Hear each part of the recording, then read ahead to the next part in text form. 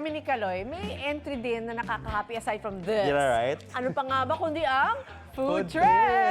Yes, di ba?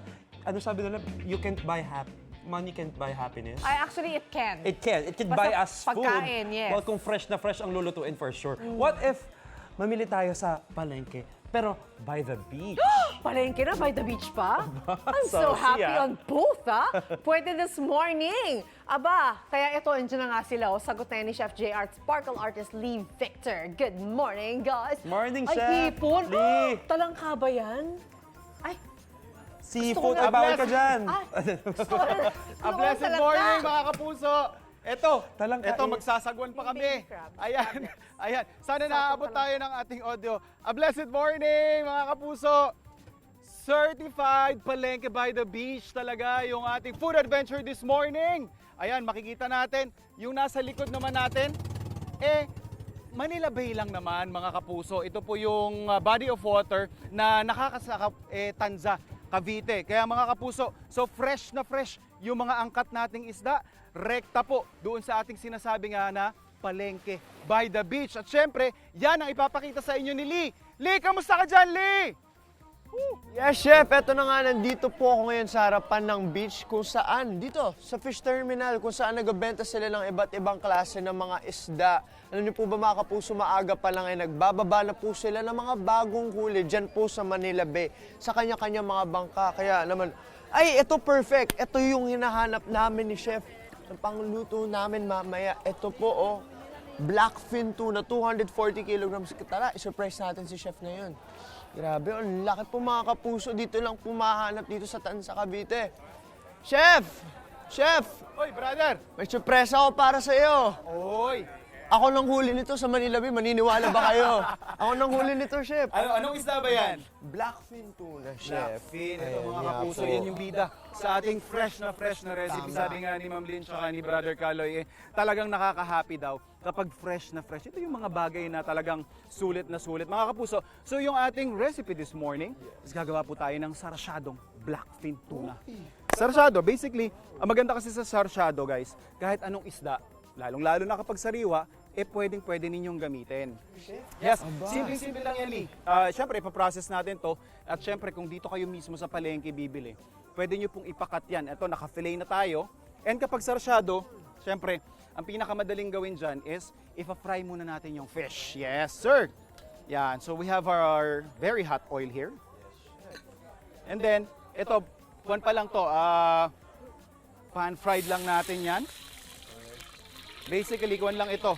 Medyo na half-cook na natin kanina. We are just going to add color para mas maganda yung presentation natin mamaya. Ayan, oh. So, pag mga gantong isda, mabilisan lang po ito mga kapuso. Hindi nyo kailangan tagalan yung pag-fry sa kanya. Kasi again, we still have our sauce na magluluto sa kanya. Yan, so, yan. So, once na brown lang natin ng kaunti, base lang natin yung fish. You have the option po na pwede nyo nang lutuin yung sarsa doon sa pan mismo. Or, para mas hindi madurog, kumbaga, we can set this aside again. Kasi nga, na-par cook na natin yan. Makita na yung brown. Yes, sir. Nakita na. And then using the same pan, mga kapuso, dito natin bubuuin yung sarap ng sarsa na babalot doon sa ating isda. Diba? So, using the same oil, pag medyo sobra sa inyo, you can just remove some. Pero, lagay na natin yung Mga kamatis. kamatis, yung ating sibuyas, of course, and yung ating bawang. Yun, oh.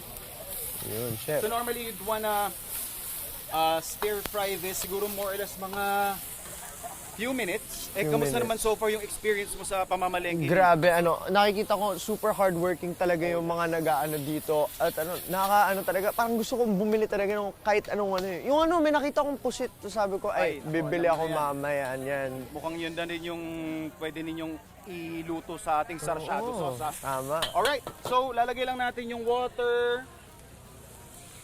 And then of Yun. course, some seasoning natin, paminta, Minta. asin. Sin.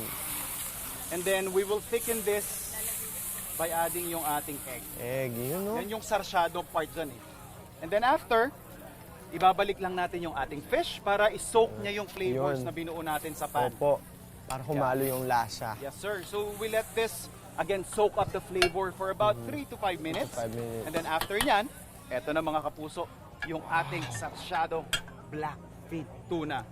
Eh brother, syempre hindi naman natin mapapalampas yun ang hindi mo Grabe. titikman, di ba? Ito, first time na naman. Oh, First yan. time na naman, Syempre, Chef. pag meron tayong bagong recruit na food explorer, kaya eto, tingnan natin kung papasaba sa kanya. At syempre, nakakatuwa rin mga kapuso, no?